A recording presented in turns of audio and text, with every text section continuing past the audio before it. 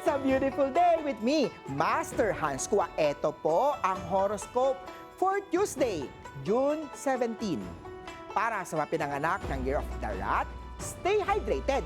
Iwasan na ang sugary drinks. Scarlet at 9. Punta naman tayo kay Year of the Ox. Ang pagiging thoughtful ay magpapasaya kay partner, Orange at 6. Sa mga Year of Tiger naman tayo, huwag magpadalos-dalos sa gastusin. Pag-aralan muna ito. Turquoise at 8. Punta naman tayo kay Year of the Rabbit. Oras na para simulan ang ipon plan. Let's go!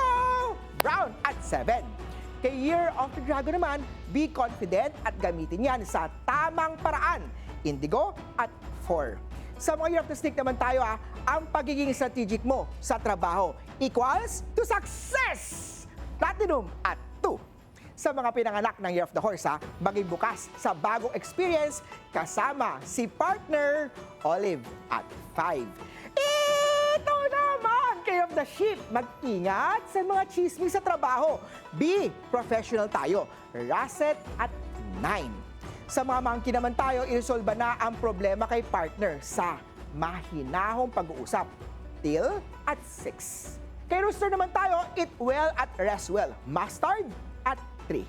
Kay Dog naman tayo, magandang araw upang ipakita ang skills at dedikasyon sa trabaho, Orange at 4. At kay of the Pig naman, be productive seize your day, Mauve at 7. Paalala lang, ito po'y patnubay lamang. Ang tunay na swerte ay nagsisimula sa pagiging totoo.